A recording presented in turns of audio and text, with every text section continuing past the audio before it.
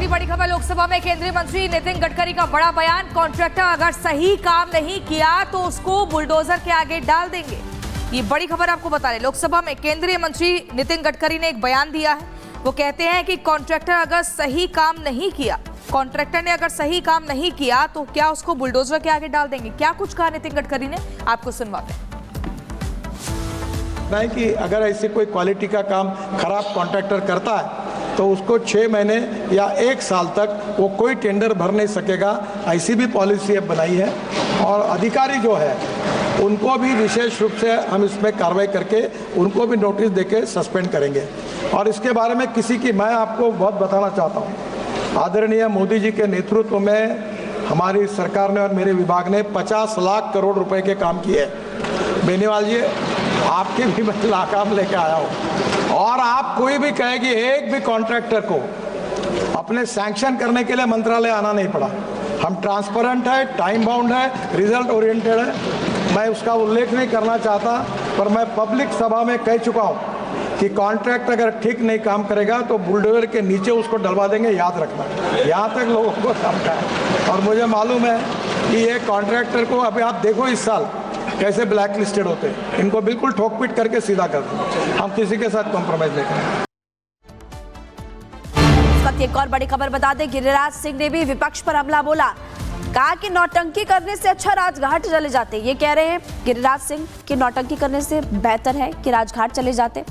गिरिराज सिंह ने एक बार फिर से कांग्रेस पार्टी पर निशाना साधा। जो प्रदर्शन किया गया कांग्रेस पार्टी की तरफ से, उसी को लेकर वो कह रहे हैं कि नौटंकी करती है कांग्रेस पार्टी, सिर्फ और सिर्फ नौटंकी। पॉलिटिकल नौटंकीबाज जो अपने को एलओपी कहते हैं, अच्छा होता कि राम जन्म मंदिर का, जो राम जन्मभूमि की मंदिर अयोध्या में है, उसकी परिक्रमा कर लेते तो पूरे खानदान तर जाते। यहाँ जो पॉलिटिकल नौटंकी कर रहे हैं, इससे बढ़िया। राज्यसभा की कार्यवाही शुरू होते ही विपक्ष ने किया हंगामा। हंगामे की वजह से स्थगित हुई राज्यसभा की कार्यवाही। जम्मू कश्मीर के पुंछ में सेना ने गोलीबारी की और कई राउंड फायरिंग की। इलाके में सर्च ऑपरेशन लगातार जारी। मानसा में किसानों और पुलिस के बीच लाठीचार्ज, 3 एसएचओ हुए घायल, गाड़ियों में की तोड़फोड़। हरिद्वार में हाथियों के झुंड का आतंक, लोगों में दहशत का माहौल। सड़कों पर हाथियों के झुंड ने लगाई दौड़, वीडियो सोशल मीडिया पर वायरल। तमिलनाडु में हाथी का आतंक, वन विभाग की टीम पर किया हमला, गाड़ी का शीशा तोड़ा। हमले की तस्वीर आई सामने। लखीमपुर खीरी में बड़ा हादसा टला, हवा में लटका झूला, बाल बाल बची और एसडीएम ने दिए कार्रवाई के आदेश। मध्य प्रदेश के खरगोन में दुल्हन ने शादी में डोली की जगह बैलगाड़ी पर बैठकर की एंट्री। दुल्हन को देखने के लिए ग्रामीणों की भीड़ उमड़ी, वीडियो आया सामने। अयोध्या में शुरू हुआ हॉट एयर बलून सर्विस। हवाई यात्रा पर आसमान से लेकर रामनगरी का दीदार भी कर सकेंगे और इस दौरान हेलीपैड से संचालन किया जाएगा। उत्तर प्रदेश मदरसा एक्ट में होगा संशोधन। मदरसा एक्ट से हटेंगी कुछ डिग्रियां, शासन स्तर पर तैयार किया जा रहा है प्रस्ताव। मथुरा श्री कृष्ण जन्मभूमि मामले में आज सुप्रीम कोर्ट में सुनवाई। शाही ईदगाह कमेटी की याचिकाओं पर सुप्रीम कोर्ट में सुनवाई और कई याचिकाओं पर भी फैसले की चुनौती। रिपब्लिक भारत पर बोले विष्णु शंकर जैन, कहा यह वर्शिप एक्ट का काला कानून, एक्ट को घोषित किया जाए असंवैधानिक। असंवैधानिक इसलिए है क्योंकि अगर आप ये इंटरप्रिटेशन दे रहे हैं कि राम मंदिर के अलावा आप कोई केस और नहीं छेड़ सकते हैं, तो ये कंप्लीटली एरोनियस है। जेएमएम नेता मनोज पांडे का बड़ा बयान। का हेमंत सोरेन के नेतृत्व वाली झारखंड सरकार में समाज के सभी वर्गों के नेताओं का प्रतिनिधित्व होगा। महाराष्ट्र में शपथ ग्रहण आज। महाराष्ट्र में लगे पीएम मोदी, फडणवीस और एकनाथ शिंदे के पोस्टर में लिखा, महाराष्ट्र में पीएम मोदी का स्वागत। छगन भुजबल और दिलीप पवलसे ने अजीत पवार से की मुलाकात और मुलाकात पर अजीत पवार को विधि बधाई। दिल्ली विधानसभा स्पीकर रामनिवास गोयल ने अरविंद केजरीवाल को लिखा पत्र में खुद के चुनावी राजनीति के संन्यास लेने की कही बात। बढ़ती उम्र के चलते राजनीति से संन्यास ले रहे हैं रामविलास गोयल। दिल्ली में विपक्षी सांसदों का प्रदर्शन। कांग्रेस नेताओं ने संसद परिसर में सरकार के खिलाफ की जमकर नारेबाजी। समल हिंसा को लेकर सीएम योगी का सख्त मैसेज, कहा हिंसा में शामिल एक भी उपद्रवी बचना नहीं चाहिए, किसी को अराजकता फैलाने की छूट नहीं। महाकुंभ में धर्म संसद का आयोजन, रिपब्लिक भारत से बोले अखाड़ा परिषद के अध्यक्ष, कहा कि 27 जनवरी को कुंभ में होगी धर्म संसद, सनातन बोर्ड के गठन को लेकर चर्चा। सनातन बोर्ड सुन रहे हैं चारों तरफ, कोई रैली निकाल रहे हैं, कोई ये कर रहे हैं, लेकिन उसका प्रारूप तैयार नहीं हुआ, रूपरेखा नहीं तैयार की गई। उसी की रूपरेखा तैयार हम लोग 27 को सभी साधु संत बैठ करके अखाड़ा परिषद के सानिध्य में होगा। 2 दिवसीय दौरे पर, भारत दौरे पर भूटान नरेश, विदेश मंत्री डॉक्टर एस जयशंकर ने किया स्वागत।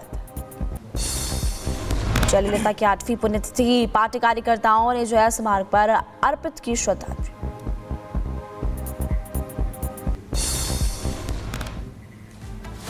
और ये तस्वीर मुंबई की आपको दिखा रहे हैं, जहां पर देवेंद्र फडणवीस मुख्यमंत्री पद की शपथ लेने से पहले सिद्धिविनायक के दर्शन करने के लिए, उनका आशीर्वाद लेने के लिए पहुंचे हुए हैं। आज शाम 5:30 बजे सीएम के तौर पर शपथ लेने वाले हैं एक बार फिर से देवेंद्र फडणवीस। और ये तस्वीरें सिद्धिविनायक मंदिर के बाहर की प्रियंका, जहां दर्शन करने के लिए देवेंद्र फडणवीस पहुंचे हैं। बिल्कुल देखिए तस्वीरें आप आपको लगातार दिखा रहे हैं। आज शाम 5:30 बजे का समय कई मायनों में खास है, ऐतिहासिक होने जा रहा है, जब देवेंद्र फडणवीस और सिर्फ डिप्टी सीएम, ये 2 पदों के लिए शपथ आज ली जाएगी। लेकिन शपथ से पहले सिद्धिविनायक मंदिर पहुंचे हैं, यानी कि बप्पा का आशीर्वाद लेने के लिए। वही तस्वीरें हम आपको दिखा रहे हैं। और देवेंद्र फडणवीस सिद्धिविनायक मंदिर पहुंचे हैं, साथ में कौन कौन है वो भी हम लगातार कोशिश कर रहे हैं देखने की। लेकिन शाम 5:30 बजे जब आज़ाद मैदान में देवेंद्र फडणवीस तीसरी बार मुख्यमंत्री पद की शपथ लेंगे, जिन्हें महाराष्ट्र की राजनीति का चाणक्य कहा जाता है, जिन्होंने विरोधियों का चक्रव्यूह इस कदर भेदा कि किसी को कानो कान खबर नहीं हुई और जबरदस्त तरीके से एक प्रचंड जीत पार्टी को दिलाई, जिसके बाद अब उन्हें उनके सिर ताज भी सजेगा। आज शाम 5:30 बजे का समय तय किया गया है, 5 दिसंबर की तारीख, जब देवेंद्र फडणवीस तीसरी बार मुख्यमंत्री बनेंगे। महिमा, बिल्कुल देखिए तस्वीरें दिखा रहे हैं और सिद्धिविनायक मंदिर में दर्शन करने के लिए, पूजा अर्चना करने के लिए आपको तस्वीर दिखा रहे हैं। दूसरे नंबर पर आपको तस्वीर जो दिखा रहे हैं, तैयारियां देखिए किस कदर की गई है। बड़े बड़े पोस्टर्स, बैनर्स लगाए गए हैं, जिसमें कि देवेंद्र फडणवीस, पीएम मोदी की तस्वीर है। प्रधानमंत्री मोदी भी पहुंचने वाले हैं और कई राज्यों के मुख्यमंत्री जो कि बीजेपी शासित राज्य हैं, उनके मुख्यमंत्री भी यहाँ पर पहुंचते हुए नजर आएंगे। एक्सक्लूसिव तस्वीर इस वक्त आपके टीवी स्क्रीन पर, और यहाँ पर साफ तौर पर हम देख सकते हैं अनामिका कि प्रधानमंत्री मोदी, देवेंद्र फडणवीस और अलग अलग नेताओं की तरफ से बधाई पत्र भी यहाँ पर फिलहाल सौंपे जा रहे हैं। उत्तर प्रदेश के मुख्यमंत्री योगी आदित्यनाथ अयोध्या से सीधे मुंबई के लिए रवाना होंगे। उत्तर प्रदेश के अलावा जहां जहां भारतीय जनता पार्टी की सरकार है, वहां के मुख्यमंत्री आज शपथ ग्रहण में शामिल होने के लिए पहुंचने वाले हैं। लंबा इंतजार थोड़ा करना पड़ा है महाराष्ट्र के लोगों को कि आखिर महाराष्ट्र का अगला मुख्यमंत्री कौन होगा, लेकिन सोच समझकर सबको साथ लेकर चलना भारतीय जनता पार्टी हमेशा से ये जानती है कि कैसे सबको साथ लेकर चलना है, कहीं कोई नाराजगी सामने ना आए।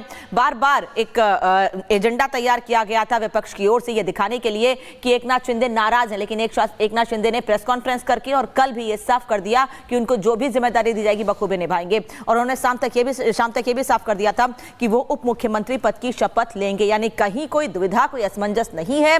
सबको साथ लेकर चलने की जो बात कही जा रही थी कि कहीं कोई नाराजगी ना सामने आए, वो दिख भी रहा है। और तस्वीरें जो प्रियंका है वो बता भी रही हैं तैयारियों के बीच कि उत्तर प्रदेश के मुख्यमंत्री भी पहुंच रहे हैं, अलग अलग राज्यों के मुख्यमंत्री पहुंच रहे हैं, प्रधानमंत्री पहुंच रहे हैं, और साथ ही सब साथ हैं। ये मैसेज भी बिल्कुल सब साथ हैं और सभी एक हैं, सेफ हैं, इस तरह के नारे भी वैसे विधानसभा चुनाव के दरमियान दिए गए थे। और यहाँ पर आप देखिए 2 तस्वीरों में तीसरी बार मुख्यमंत्री बनेंगे देवेंद्र फडणवीस, तैयारियां जबरदस्त हैं। पूरे मतलब आज़ाद मैदान के आसपास जो इलाका है पोस्टरों से पट चुका है। ये तस्वीर आप सिद्धिविनायक मंदिर के बाहर की देख रहे हैं, जहां पर महाराष्ट्र के मुखिया की जिम्मेदारी संभालने जा रहे फडणवीस बप्पा के आशीर्वाद लेने के लिए पहुंचे हैं। आपको बता दें फडणवीस के बारे में कहा जाता है कि 1999 से लगातार वो चुनाव लड़ रहे हैं, दमदार तरीके से हर बार जीतते हैं, इस बार भी छठी बार के विधायक हैं।